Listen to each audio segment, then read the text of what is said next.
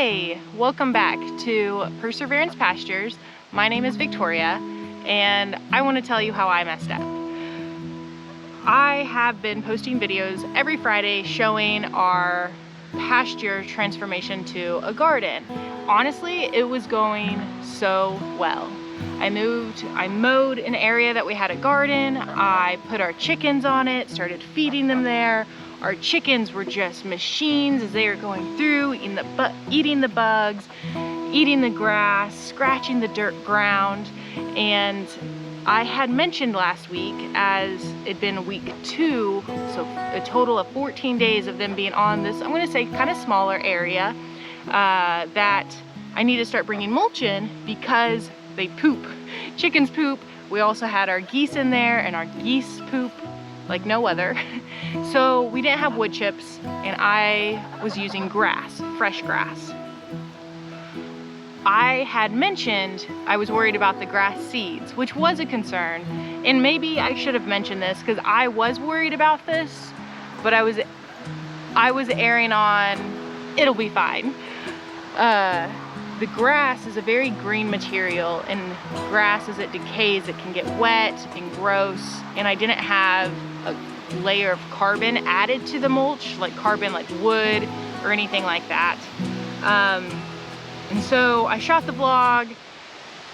It was the next day or maybe the following day. I was just sitting with the chickens, and where I'd been putting a layer of the grass mulch pretty thick, I noticed flies, a lot of flies.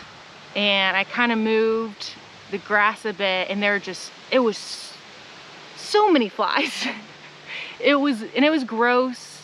And a story for another time is that I got really anxious about the flies and the potential for avian botulism or something bad happening to our chickens or geese, because the chickens and geese were still digging into the grass mulch and stuff as it was decaying. So I got honestly really anxious about the whole scenario, and I chose to meet my anxiety with action. And so we moved the chickens. We moved the chickens off of the garden, which is behind me.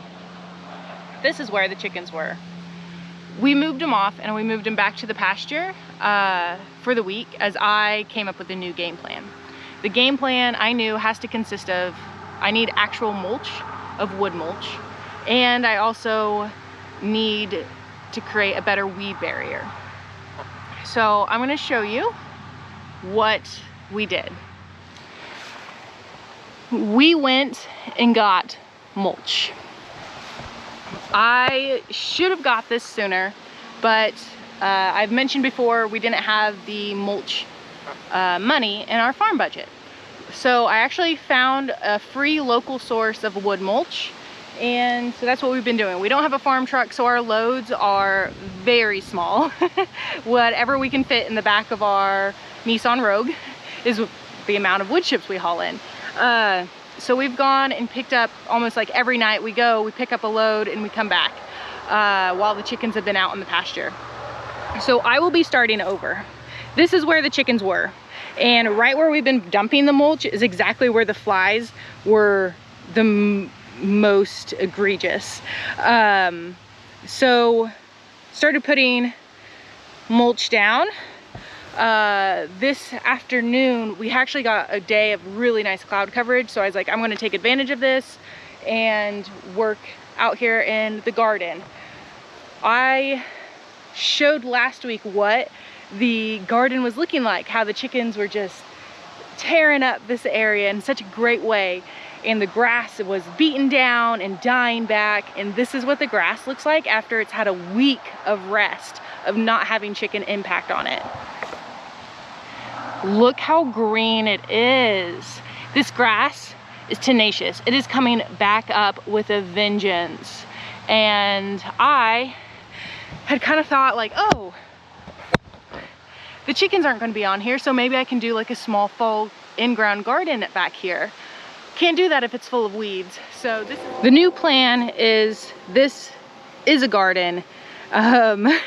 So I am going to be coming through with an actual weed barrier of cardboard and then mulching on top of it to just genuinely get me one season where the grass will start dying back. The new plan for this area is going to be, it is one, bigger than the original area that we were trying this on. So which allows me more space and allows the birds more room to spread out. The plan is I am going to just do what I've been doing. There's still tall grass I need to pull out of here, and this is my old pathways showing the dried grass that I laid down. I might end up having to pull this out and actually going and properly composting it, or I could end up putting wood chips on this. I am going to decide that later.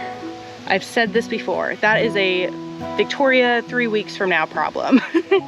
And that hasn't bitten me in the butt before, right? I haven't, this doesn't feel like deja vu at all. So we're just gonna start over in this big area, and we now have a free source for wood chips that we'll be able to add.